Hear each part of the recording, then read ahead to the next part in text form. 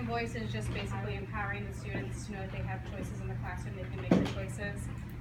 They can have a voice in designing the classroom, setting up classroom policies, helping to design student projects, and also how they're going to present those.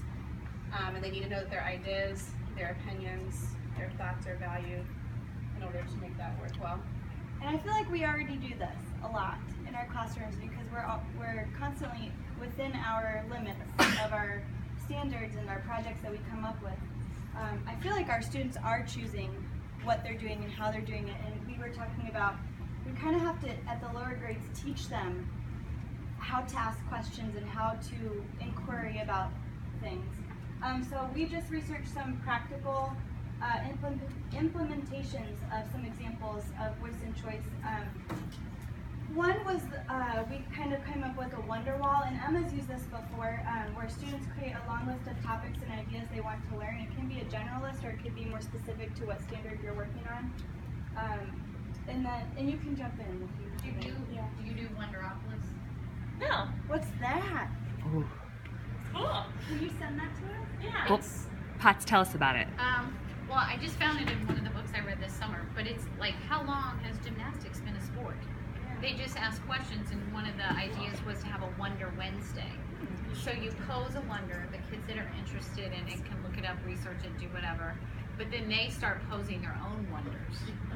I wonder how they decided to build a rocket to go to the moon, whatever they're interested in. But you use these as a breaking off point, and they actually have a Camp Wonderopolis in the summer, so that parents can and there's a parent link, and the parents can research, and they have like STEM activities too, so they can, let's try and make a little, I don't know, whatever they would do for.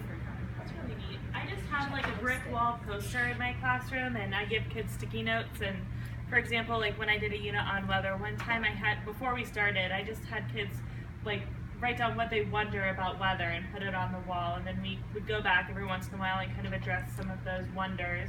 And students were encouraged to add to their wonder wall throughout the unit. But what I like is how they took this resource we found, took it to the next level. And after they made the wonder wall, they had inquiry teams that were kind of related to each other, and they took those wonders and did research on those wonders. So Emma also brought up the point that it's kind of like a KWL chart, so if you're familiar with using those, this just kind of takes it to the very next step. And I think it's more interesting and engaging than the KWL. I think the students start to get a little bored with KWL. This is further down, but it's cool what you were kind of saying.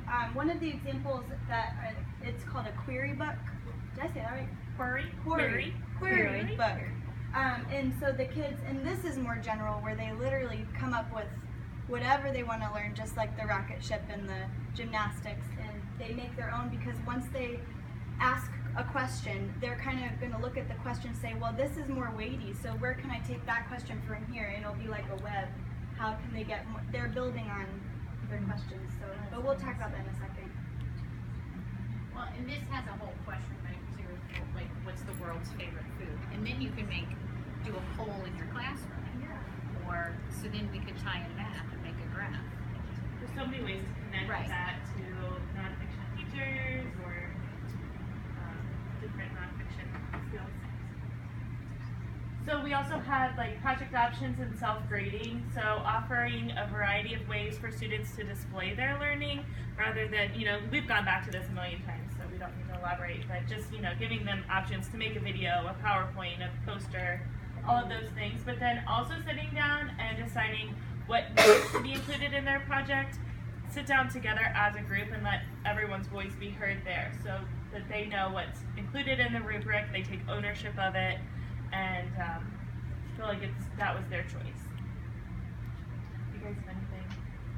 I kind of like how the self-grading ties in really well with the standard operating procedures, like they're grading themselves on a 1 through 4 scale or how things are going, so it kind of ties in with that a little bit. Up here we have something about think-alouds, and I thought it was interesting. We use think-alouds a lot when we're talking about different reading skills or math skills, and students are explaining their thinking when we do number talks, but also use those think-aloud skills to teach your voices and choices. So if we're going to be giving students all of these choices and centers, or different parts of our day, we need to be talking about how to make that choice, because they're not going to have that voice right away.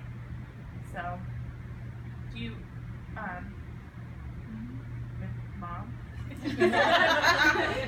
That's the only awkward thing I've discovered. Do you want to talk about what you... Just saying. Go Terry. Yeah. Terry? About what? You were... I have a really hard time I know, but... thinking about the anchor charts. Yeah, the anchor charts, but then also like the voice and choice dependent upon each other, and how you explained that so much better than I did. Well, I was just thinking that if we offer lots of choices to kids, that's where their voice is going to come from. I said it's not just sounds that come out of their mouth; it's their personality comes out. And so now we have a whole new kid, just like Maya, who she was a whole different type of student in a traditional classroom, but look what she evolved into from a year at STEM. So I was just saying to the girls, that's sort of my definition of where my thinking goes with voice and choice. It starts with choice. It should be called choice and voice. I would rename it if I was allowed, because choice has to come first.